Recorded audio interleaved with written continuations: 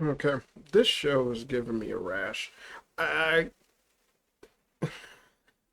it's super hard to try and like go back and essentially hit the same talking points that have already been stated on multiple episodes and then try to get a different perspective for brand new episodes that basically does the exact same problems all over again without any variation whatsoever. Like there was no concept of learning or basically growth or even any type of intelligence being done within this series. It reminds me a lot of when people were breaking down the Rings of Power, and it to me honestly it feels like it has the exact same amount of uh, generalized like review mindsets really, where you have people who essentially are trying to shill out for what they're seeing. You have other people who essentially are either batting for or against with lack of knowledge for the source material. And then you have people who are actual, true blue fans that are either giving fair criticism and fair critiques, or they're hyper emphasizing the minor things and kind of blowing stuff out of proportion to really destroy and distract what it is that's going on. And then you have people who essentially just got their own delusions for things and what it is that they want or they should get within a series, and essentially you have other people using that for like cherry picking off on this is a reason to go look at the show because these people say this, when it's like that's not really a fair assessment, especially when it's like you yourself aren't that knowledgeable on the source material. So it's fair to either look into what it is that it's supposed to be or what it is that it's being adapted from, rather than just immediately assuming that someone is wrong or that their take is wrong because of the fact that you just happen to disagree slightly with what it is that you're looking at. Like anyone can look at anything and consider it good or like it more than what other people uh, might actually like or what it is that they're into and whatnot. But when things are adapted off of something, when they have a fan base, when they have uh, a generalized group of people who have been interested in the story, you kind of have to give some leeway to their argument when they're coming from a perspective of, hey, we're kind of the reason that this thing is big enough to get to this point in the first place. So us wanting or having expectations that it could have been good, or seeing that essentially what was done with this is very much similar to what was done with Cowboy Bebop or any other adaptation, where it's like they're not really taking the source material seriously, but more so wish to add in their own little fan fiction towards the material. It That type of mindset and that type of understanding, like it just you should come from being someone who's also a fan of something. And it's like there's a reason you're listening or looking at this, or that you might be interested in it or whatever. And it's like you should come with that same understanding. It's like the same reason you get pissed off every time a Batman comic tries to make him gay is the same reason you should understand that people who are now seeing a beloved series be put in live action for the very first time are not it are upset at the fact that the characters that they love are not being portrayed correctly. The storyline happens to be a mesh of anything that actually is that tangible, cohesive concept that you generally would have gotten from the original source material, or just the overall bad writing, bad pacing, or just the abomination that is some of the storylines that are either that facilitate or have beloved characters, or just one-off moments that bring so much depth and perception towards like the characters and whatnot. It Again, I feel as if there are a lot of people who are essentially wanting to take liberties because of the fact that it's like, hey, some people are saying that this is an adaptation being done right, and because of that, a majority of people are assimilating that that means that this is a good adaptation, and that you need to promote this as a good adaptation, and that anyone who says otherwise needs to be, shut up and shut down or whatever. While rather than actually respecting some of the criticism that has been given, that has actually been fair, very fair. I would say IGN is the best assessment of this, where their review was actually a very good review. And honestly, I felt that they were far more lenient in the overall breakdown of the One Piece live action show, but very much on point with a lot of what it is that has been going on with the series as a whole.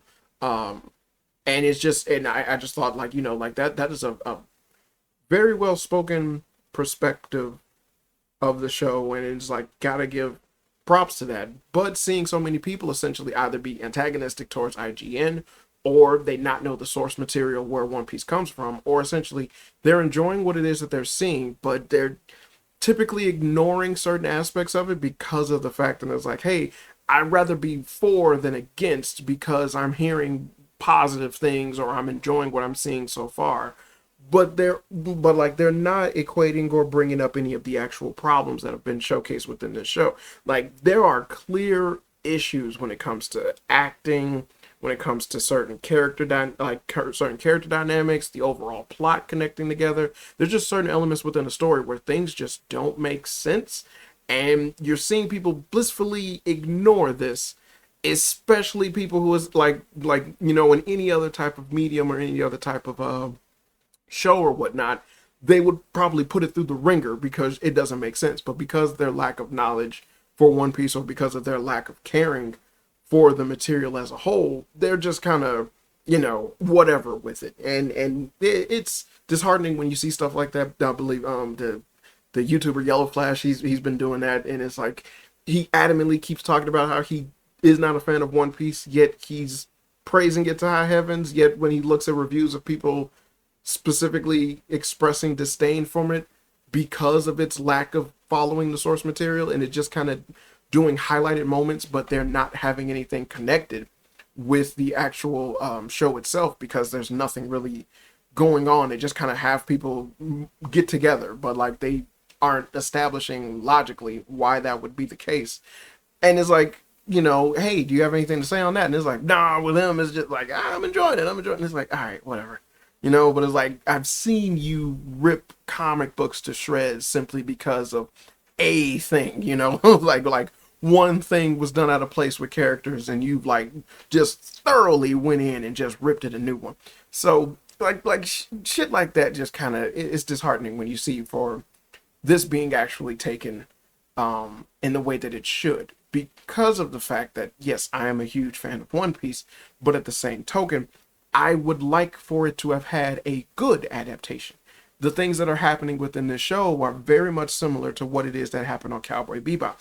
I don't care what it is you think you've been looking at, but this has been a very bad show. And from a fan perspective and someone that knows the story, this has so many liberties taken that essentially ruin a huge aesthetic and overall concept that is a beloved aspect of One Piece. So it being promoted that they worked with the creator, something I've talked about how that obviously is bullshit.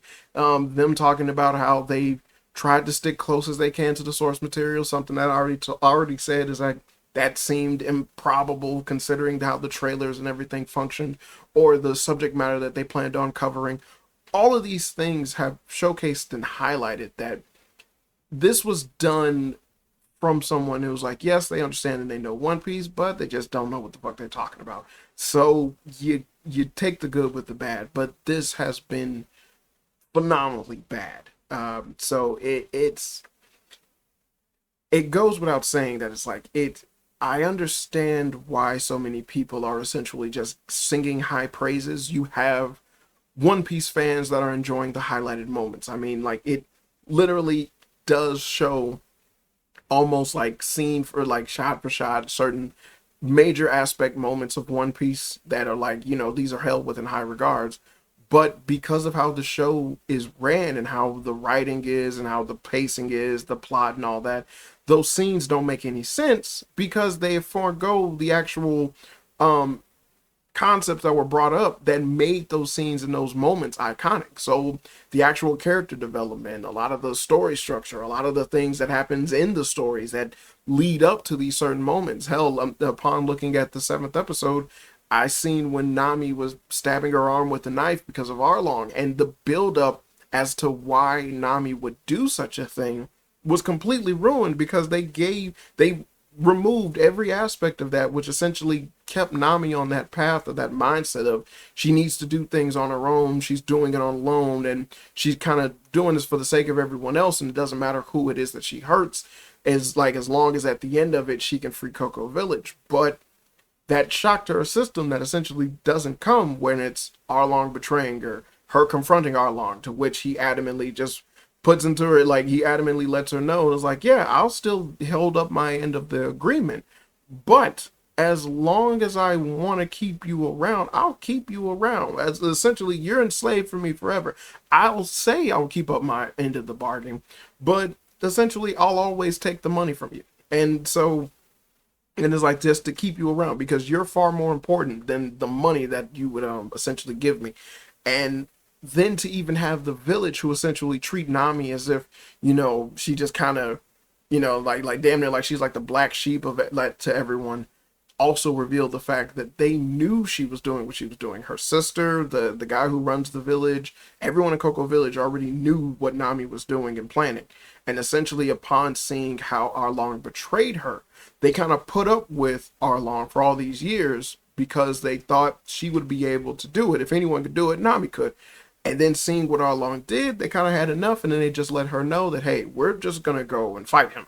And it's something that she tries to disavow them, and they just are adamant in doing it, and then they go on anyway. And upon all of this happening, you have Nami essentially see that these people were allowing her to do what she was doing because they thought she could do it. They were helping her to the best of their abilities, and they were doing what they can to make sure that, essentially they were hoping she would win, and it was like they were rooting for something that she thought like she didn't deserve or that she earned because she was doing heinous stuff just to pay for the village. But then you come to find out, and it's like the village was behind her 100%. And for all of that to happen, and for that shock to come to play to her, then she just essentially is just so fed up and angry at the fact of Arlong, because she put up serving with the guy and following under him that killed her mother right in front of her.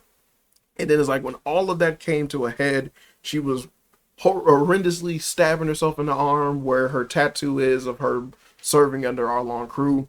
And then Luffy shows up. And at that point in time, all of that other situation that brought on with Nami, the money and all that, was happening while Luffy was essentially unaware of what it is that happened to Nami, what happened to the village, what Arlong was doing, and anything like that. He wasn't even present for the information or when they did Nami's backstory. So when they talked about what happened, he wasn't even present. All he cared about was helping Nami. That's all he cared about. So when it happens, essentially Luffy just sees Nami crying, and then she asks for help, and then he goes, yeah. And she was like, will you help me? And he's like, of course I will. And he just goes and fights Arlong. There was no prior engagement with Arlong. There was no other altercation or anything that Arlong did that would make Luffy essentially want to go after him, or that he had something he needed or anything like that. No, it was just simply the fact that Nami asked for help. Luffy, being who he is, decided to go help her, and that's his first run-in with Arlong, to where he proceeded to fight him and then win. But all of that was dismantled in this poor excuse of an episode that basically brought upon itself to showcase the beginning of Nami's origin without it actually being warranted, or like having the sister say it to who is it, Sanji and Usopp, who basically were the only ones that were listening for when it was broken down to him, because Zoro went to sleep and then Luffy walked away because he was like, I don't care. Because knowing what happened to Nami did not change or deter Luffy wanting to help Nami, which was the point of that moment. And again, like I said, this series is clearly written by someone who essentially understands the dynamic of those highlighted moments. So Nami crying, asking for help, even when she put her hand over her mouth, I was like, that was well done, because that's what happened. And it was like, yeah, but the circumstances that led to this moment are hollow. They're incredibly hollow because you don't have the exact same emotional pull. And it's not as, and then another thing is that the other glaring issue with this series is that considering the amount of time and money, as well as what they've been doing with pacing and shit like that, like why the fuck do they keep showing Kobe and Garp do anything when it amounts to nothing?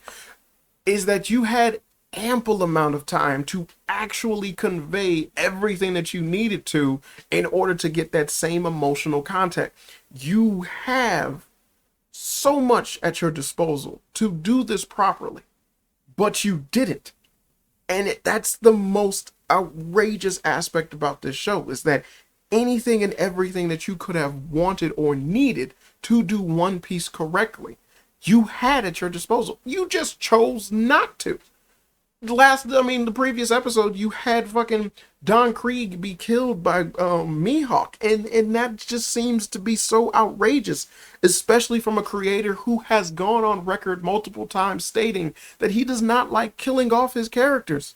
He uses them again for multiple times and multiple reasons. Hell, this series or this episode, or when they have Arlong, they don't show Hachi.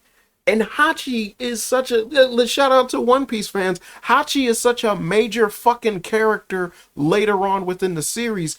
It seems outrageous that you wouldn't show him, considering the importance that this character has later on. Whether or not you think your show is going to last that long, that does not mean you need to compromise the content.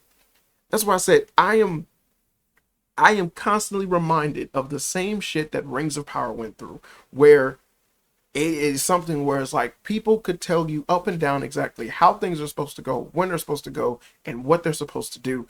And then the showrunners consistently chose to not follow that for absolutely no reason whatsoever, other than they felt that they could do better with something that isn't theirs. And that's just completely outrageous.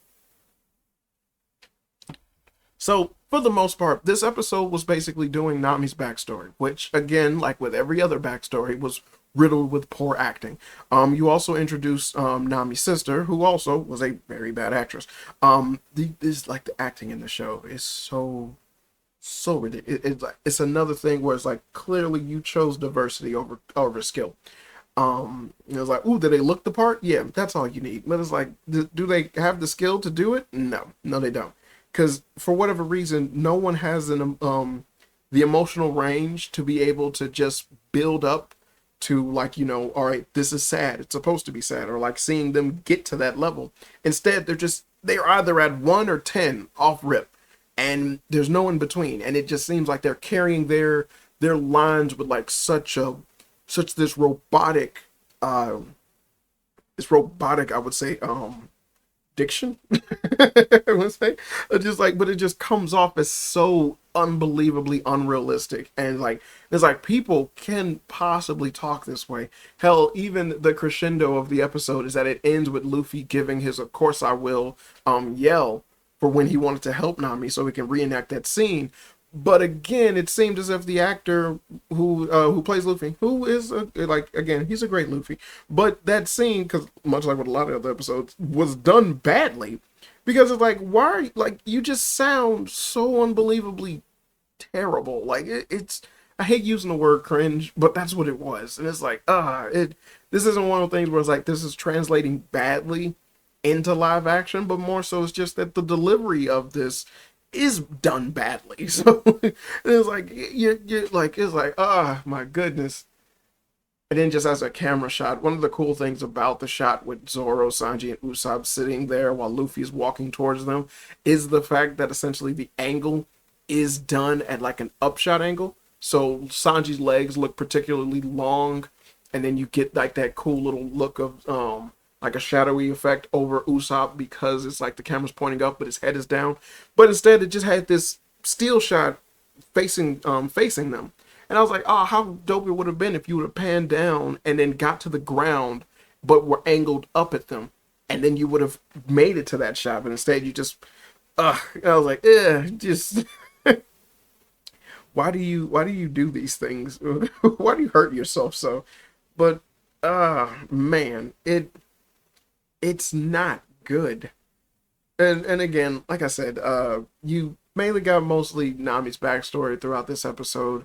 They arbitrarily had the Straw Hats just kind of appear at Cocoa Village, ask about Nami, and then literally sit around and do nothing. They sit around and do absolutely nothing when they have every chance available to either go find Nami, to go talk to Nami, or anything like that. Luffy and Zoro just sit around and do nothing. Sanji cooks, and then Usopp starts making little bombs or whatever, while Buggy antagonizes him for some reason. When they don't need Buggy outside of the bag, but for some reason he's sitting outside of the bag to give exposition as to they can't make it against Fishman Pirates. Again, a waste of concept, no, like a waste of time, a waste of a scene, similar to when they have Garp essentially go to the Barati and he's talking to Zeph. And he brings up the fact that he knows that he's a pirate, and if he's so adamant in capturing pirates, Zeph criminal history isn't gone. He's just a chef now. See, but in the original source material, this never fucking happened. So this concept doesn't make any sense. And then, sorry, I have to take a drink. And then you have it to where essentially Zeph is being the one pushing for the concept of a new generation, which has been something that Garp has been adamantly for since his inception into the series. His whole thing is talking about and bringing up how there's another generation coming. Like, that's kind of an overarching theme in One Piece with a bunch of different characters. So having Zeph be the one to say this to Garp seems incredibly disheartening, but they're also kind of giving this foreshadowing concept of where Garp is afraid that Luffy will turn out like Gold Roger, considering that he's trying to aim for the same dream that, or accomplish what it was that Gold Roger accomplished. And it just comes across as like a shallow reason behind the actions of this person, and it's like, you seem like, well, of course the grandfather would want to save the grandson and whatnot, but it just does not feel as if, well, he would do all of this just to stop him. And then again, what stopped him from having him leave in the first place? Why didn't he just take him to force him to become a Navy officer early on, if he was so scared that Luffy was going to turn out like this or do this? It's like, these things are not answered. It's just that Luffy all of a sudden became a pirate. I mean, they did the same thing for when they got on the ship and he just knew they were on the ship, even though the Merry-Go had no markings or whatnot, and it was just a ship leaving, and he just assumed and knew that was their ship, and then it needs to get attacked. But and then essentially you just have Garp questioning Zeph, who's not talking, and then essentially Kobe and Helmeppo find out the information by just speaking to a bartender. So it seems as if it would have been a better scene or a better thing being done narratively, to where it's like you had it to where either Garp's little second in command dude kind of told them like, hey, try to find out something with like speaking to anybody, because they just sat at the bar and the bartender just gave them the information, because why the fuck not? Even though the bartender would have been one of the same people who essentially understood and knew that the Barati was saved because of the Straw Hats, because that's why Zeph holds them in such high regard. But fuck that noise. Why should that matter? Why should that make any sense? He's just trying to get, just trying to make a little cheddar. So of course he'll sell them out like that.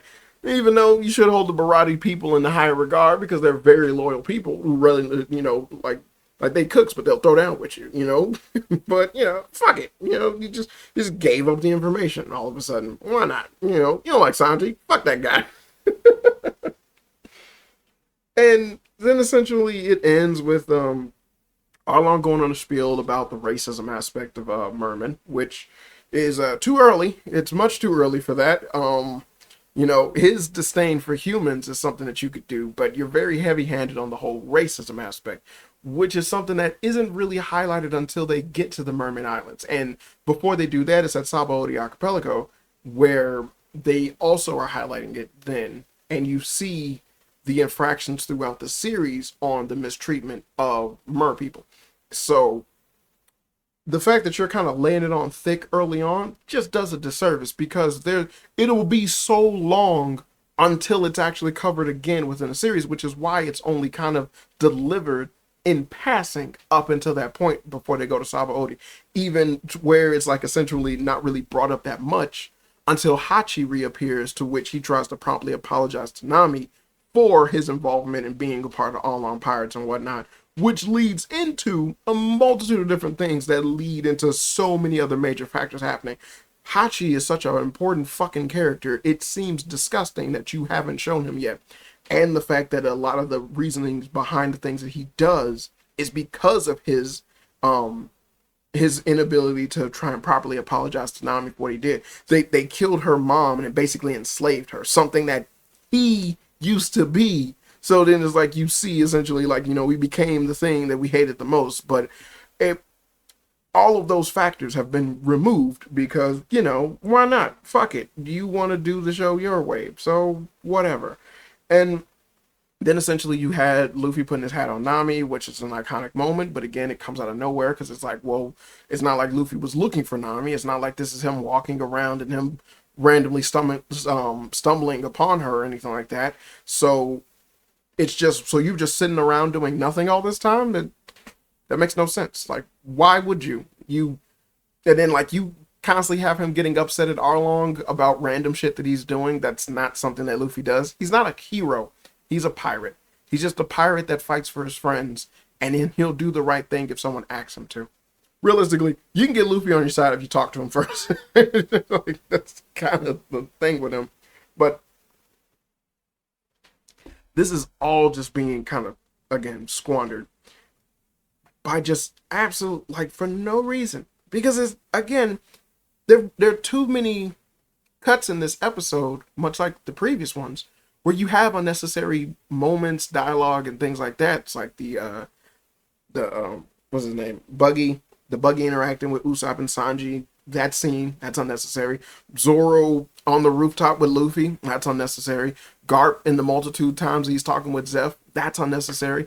All of these things are unnecessary because you're trying to push something that basically is a gradually built upon subject that comes up within One Piece that is done throughout the narrative of One Piece with its world building. It's not done where these characters outwardly speak about the whole new generation thing overtaking the old or people chasing their dreams and shit like that. These moments come in passing. And so because you're failing to accept or understand the world building or what the fuck that you're talking about, you don't know what the fuck you're talking about, you're failing at actually portraying and showcasing this world in a well done manner that would be perceived or would be taken as a net positive. So yeah, it kind of ends on a very dumb note because rather than the badassery of just after saying that they're going to go attack Arlong and then immediately going to go attack Arlong, Cocoa Village gets attacked. And so I'm assuming on the next episode they're going to have to go and fight off the mer people at the village. And again, that ruins the moment. Like I said, like it's like frosting covered shit. That's all. So it's like, hey, this is an iconic scene, an iconic moment from One Piece. Yes, but the context behind it make no sense. That's the shit. It's like it's covered in frosting, but that's still shit. And that's all that it is. And so, again, the badassery is gone because instead of breaking into Arlong Park and then fighting the mermen as they should, now they have to deal with saving the townspeople who, again, hold no special value because you removed that context in which they would hold special value to Nami. As of right now, they just seem like people who just like whatever with her. They didn't even show disdain when Nami showed up. They kind of just stood around. And it's like, whatever. So it does not come across the same. It's not the same thing. This is very, very poorly done. Very badly done. And oh my God, I'm glad that there's only one episode left. But I'm going to leave with a future prediction. And like I said, this is a shorter one because like I said, I can't keep really talking about the same stuff over and over again. But I have a prediction. Considering how Netflix functions, I believe that essentially they might get a second season, but considering the amount of money that was put into One Piece, I'm not exactly sure. They are more than capable of at least renewing for a second season, okay? More than capable of that. Much like with Cowboy Bebop, remember, they had already written their second season script before their show even released. That's just how TV works, right? Especially Netflix. But this show was incredibly expensive. And the reason I'm very skeptical on them getting a second season is because of the fact that because of how expensive this show is, the return from it is not that much. Now, yes, it has broken ground and it has, a lot of people have been watching it, but that is to say that that does not equate to essentially it being a massive smash hit, similar to like Squid Games, mind you. Now, Squid Games was essentially like a phenomenon that helped Netflix immensely, but that was something that that generally was like a, oh yeah, like that, the way how that came to be and what that did and the amount of money that it brought in for Netflix. And it's like, oh yeah, rightfully so, it deserves a second season. But with One Piece, this is something that has been marginally held in regards of yay or nay. Yay's in the net positive, but it's still not really equating to a massive, huge appeal on a grander scale. You still don't have a lot of people really singing praises about this, much as people were going around reporting on the negative aspect of Cowboy Bebop. And a lot of that was driven because of essentially actors and producers and whatnot trying to make up for their shitty content. With this one, you also have the benefit of the doubt of people essentially not able to do that as well. But you also have the added notion of where there have been a lot of increase in Netflix stands that have ultimately passed bad content. And I say this with it being like, poorly written, poorly edited, poorly acted, just openly dumb shit that happens within stories and whatnot, and they're just okay with it and they let it go. Wednesday, for example, is that where essentially, basically because of TikTok, a lot of that boomed that series, but the story for that show doesn't make any sense.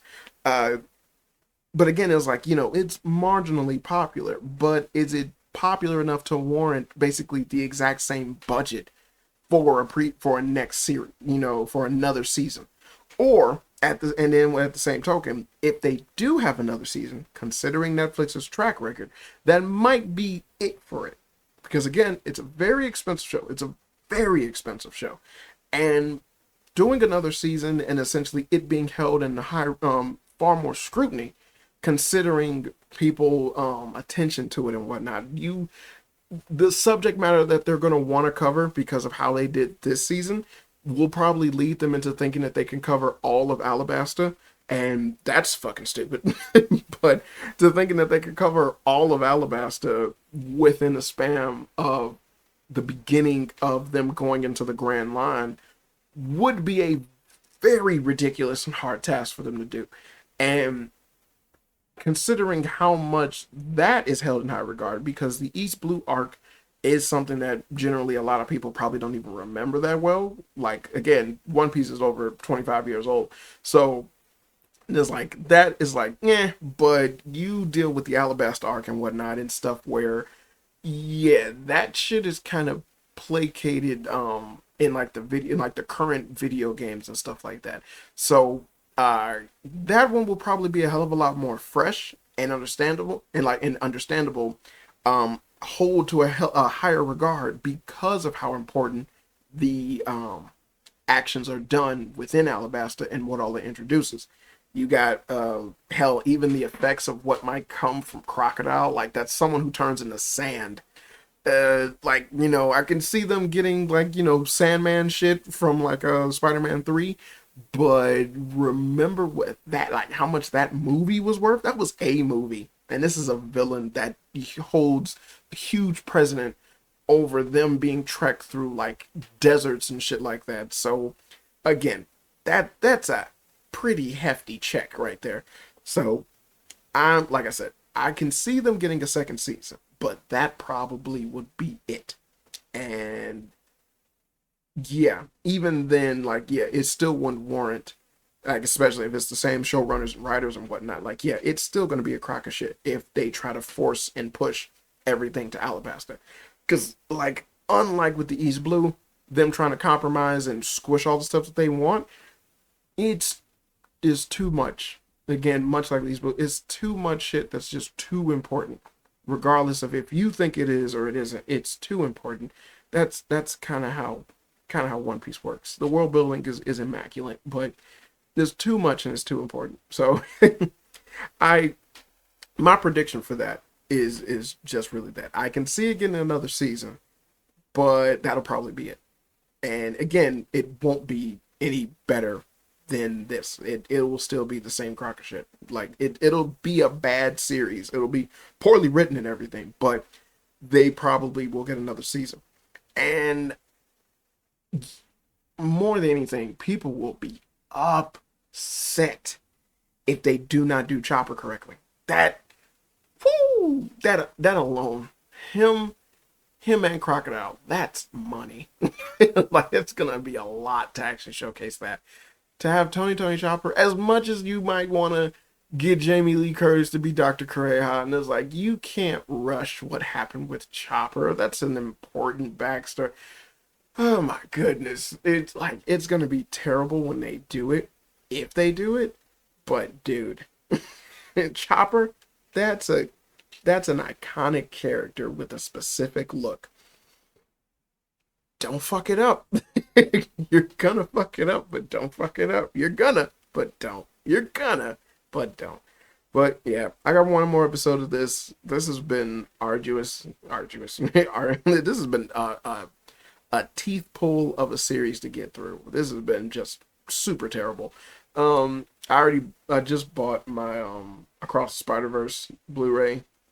So when I finish this, then I'm actually watch that beautiful movie that's just fantastic.